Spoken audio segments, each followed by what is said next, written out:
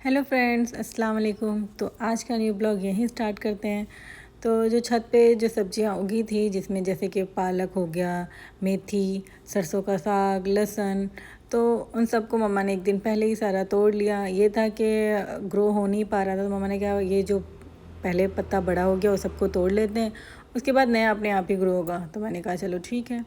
तो फटाफट उन्होंने जितना भी साग था उसको तोड़ कर ले आया। तो देख सकते हैं जो साग था वो माशाल्लाह काफ़ी अच्छा इतना सारा टोकरी में निकला था। तो प्लान ये था कि दूसरे दिन सब्ज़ी वाले से भी थोड़ा सा सरसों का साग ले लेंगे, दैन सबको साथ में बनाएंगे। तो शाम में जब ये हम छत पे गए तो देख सकते हैं माशाल्लाह बैगन जो पहले दो छोटे छोटे बैगन हुए थे उसको तो मैंने तोड़ा ही नहीं था, तो वो उसी में वैसे ही रह गया। अब है जो बैगन दिख रहे हैं, यानी कि जो ये पहले वाला दिखा वो काफ़ी माशाल्लाह बड़ा दिख रहा है। पीछे एक दिख रहा था और था, मतलब ये वाले बैगन वाले पेड़ में कम से कम 5-6 बैगन लगे थे।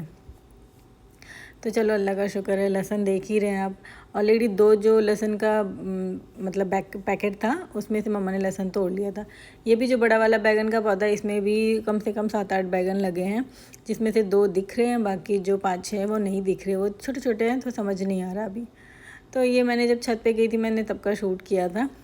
धनिया अल्लाह का बहुत शुक्र है, धनिया अब दिखने लगा है। देख सकते हैं ये जो वाइट वाला बास्केट जिसमें मैंने लगाया था इन सब में धनिया दिख रहा है। और ये जितने भी मैंने सब्जी के बीज लगाए थे उसमें से मोस्टली बहुत ऐसा बीज है जो उग गया है, जिसमें से पत्ते अब काफ़ी अच्छे से दिख रहे हैं। पहले बहुत छोटे थे। तो ये रोज़ का थोड़ा थोड़ा जाकर हम खुद भी देखते हैं क्या है, कैसा हाल है। ये वाले जो ग्रीन पैकेट इसमें भी माशाल्लाह बहुत धनिया दिख रहा है। होगा, अब ये समझ में आ गया, अब तो धनिया होगा। बस इसमें अब थोड़ा ध्यान रखना है क्योंकि पत्ते निकल गए। अब ज़्यादा इसमें पानी नहीं देना है, वरना ज़्यादा पानी देने की वजह से बहुत नाजुक सा ये होता है, तो बहुत जल्दी ख़राब हो जाता है। तो बस इस वक्त ध्यान देना है। तो मम्मा ने फटाफट साग का जितना भी काम था उनका था, मुझे ये था मकई की रोटी बनानी है, तो मम्मा ने फटाफट साग वाला काम शुरू कर दिया। उन्होंने साग को फटाफट काट लिया, काटने के बाद कुकर चढ़ाया, उसमें डाला पानी और देन उसमें 2 चम्मच नमक और लाल मिर्च। मैंने साग पहले कभी नहीं बनाया है, तो साग वाला जो डिपार्टमेंट है वो मम्मा का हमेशा रहता है, वही बनाती हैं। तो मुझे ऐसे मैंने कभी ध्यान भी नहीं दिया है। बेसिक जो मुझे पता है कि बस कि साग डालना है, अदरक लहसुन जो भी है। तो फटाफट पानी मम्मा ने पहले थोड़ा सा रख दिया था कि पानी अच्छे से उबाल आ जाए। उसमें मम्मा ने डाला नमक, लाल मिर्च और पानी में अच्छे से उबाल आ गया। फिर जो साग था वो सारा कुकर के अंदर अच्छे से भर दिया, क्योंकि उनको पता था एक बार साग अगर अच्छे से पानी का भाप आ जाए तो वो तो साग वैसे ही बहुत थोड़ा सा हो जाता है, जैसे ही भाप लग जाए साग में। तो फ़िलहाल अभी बहुत भरे हुए दिख रहे हैं, जैसे थोड़ा सा भाप लगेगा बिल्कुल ये दम डाउन हो जाएगा, थोड़े से दिखने लगेगा। तो चलो चलो फटाफट मम्मा ने जो साग था सारा कुकर के अंदर डाल दिया है। वैसे जब भी साग बनता है ये वाले कुकर में नहीं बनता, बड़े वाले कुकर में बनता है। ये 3 लीटर वाला कुकर है, 5 वाले में बनता है। तो मगर साग बहुत थोड़ा था, मम्मा वेट करी थी कि माली आ जाएगा तो उससे साग ले लेंगे, मगर इत्तेफाक से वो आ नहीं पाया। मैंने कहा चलो जो घर का साग एक बार वो बना के देखो, हो सकता है टेस्ट उसका थोड़ा सा अलग दिखे। तो सच में ऐसा था, थोड़ा सा साग बना जो घर का, क्योंकि बिल्कुल बाहर का कुछ नहीं था। जो भी था सारा, जैसे लहसुन हो गया, मेथी, पालक, सरसों का साग, तो जितना भी था सब घर का ही था। तो फटाफट मम्मा ने उसमें डाला अदरक। लहसुन भी डालती है मगर उन्होंने कहा कि लहसुन तो पत्ते वाला डाला है तो लहसुन को और डालने की ज़रूरत नहीं। तो उन्होंने डाला अदरक। अदरक डालने के बाद उसको लगा दिया सीटी। यहाँ पर मैं फ्री थी, मुझे सब्ज़ी कुछ नहीं बनाना था, तो मैंने फटाफट इफ़रा का सूट सिलना था मुझे, तो मैंने कहा चलो उसका कुर्ता ही रेडी कर देते हैं तब।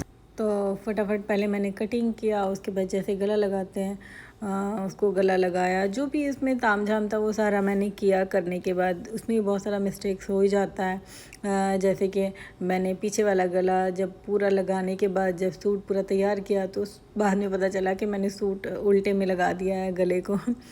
तो चलो उसको मैंने ठीक किया। यहाँ देख सकते हैं साग, तो देख सकते हैं यहाँ पर साग बिल्कुल अच्छे से पक गया था। बस इसको चाहे तो आप लकड़ी वाले जो घोटनी होता है उससे घोट लें, बहुत लोग उसी से करते हैं। मेरी बड़ी वाली भाभी उससे ही करती है।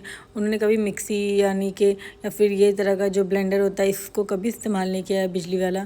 लेकिन हम लोग थोड़ा सा पतले वाला खाते हैं, चटनी वाला, तो मम्मा इससे करती हैं। उन्होंने प्याले में फटाफट मकई का आटा लिया, देन उसमें पानी डाल के उसको अच्छे से घोल बनाया, क्योंकि सरसों के साग में वो ऐड होता है। चाहे आप गेहूँ का आटा ऐड करें, अगर मकई का आटा है तो मम्मा मकई का आटा ऐड करती हैं, क्योंकि इससे अच्छा खुशबू आता है, नाले बहुत अच्छा टेस्ट भी आता है। मकई का आटा जब ना रहा मकई का आटा तो वो गेहूँ का आटा ऐड करती है। तो उन्होंने अच्छे से इससे बिल्कुल अच्छी तरीके से मिक्स कर दिया। देन मिक्स करने के बाद आपको समझ में आ जाए कि अच्छे से मिक्स हो गया, साग ना दिख रहा हो तो देन बस हो गया। ज़्यादा देर करना नहीं पड़ता, ऑलरेडी साग गला रहता है तो उसको ज़्यादा तामझाम करने की ज़रूरत नहीं है। यहाँ पर लगाना था तड़का। तड़का के लिए मम्मा ने छीला है लहसुन देन हरी मिर्च। तो गैस के यहाँ ऑन, चढ़ाया कढ़ाई। और बहुत लोग ऐसे भी हैं, यानी कि मैंने अपनी बुआ सास को देखा था जब वो सरसों का साग बनाती थी तो देन वो टमाटर, प्याज, हरी मिर्च, लहसुन इस तरह का चीज़ डालती है। मैंने अपनी बड़ी भाभी को देखा, वो लहसुन, हरी मिर्च, थोड़ा सा उन्होंने मसाला भी ऐड करना होता है, जैसे लाल मिर्च हो गया, काली मिर्च हो गई, और देन काट के ऊपर से धनिया। तो धनिया मम्मा भी ऐड करती हैं। तो उन्होंने फटाफट तेल गरम किया कढ़ाई में। जैसे गरम हो गया उसमें लहसुन, हरी मिर्च डाला। लहसुन, हरी मिर्च जैसे थोड़ा सा चटक जाए उसमें उन्होंने पूरा साग डाल दिया। साग ज़्यादा था नहीं, वरना जब ज़्यादा साग होता है तो थोड़ा थोड़ा करके उसको तड़का लगाते हैं। तो साग थोड़ा था तो मम्मा ने क्या किया, उसको एक बार में ही तड़का लगा दिया। देन धनिया उन्होंने काट के रखा था, वो धनिया ऊपर से डाल दिया। तो जो साग था वो बिल्कुल रेडी हो गया था। थोड़ा सा उनको गाढ़ा लग रहा था तो उन्होंने पानी ऐड कर दिया कि अभी उसको पकना है, क्योंकि उसमें गेहूं का मकई का आटा ऐड किया है तो थोड़ा सा उसको पक जाए, उसके बाद फिर देन बंद कर। तो देख सकते हैं साग बिल्कुल अच्छे से बन गया था। इतनी अच्छी खुशबू आ रही थी माशाल्लाह से, लग रहा था कि ऐसे 2-3 रोटी खाएंगे। तो ये इफ्तार का फाइनल लुक था, देख सकते हैं।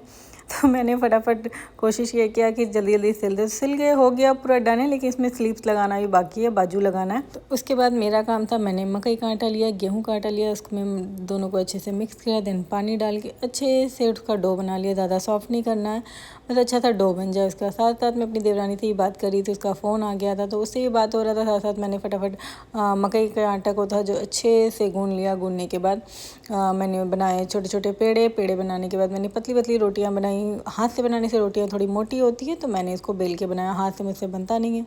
तो फटाफट मैंने बनाया रोटी। यहाँ सरसों का साग, मूली, रोटी में लगाए घी, सरसों के साग में डाला घी। देन हमारा डिनर रेडी। तो इसी के साथ आज का ब्लॉग यहीं एंड होता है। अगर वीडियो पसंद आए तो लाइक, शेयर, सब्सक्राइब ज़रूर कर देना। ओके बाय, अल्लाह हाफिज़।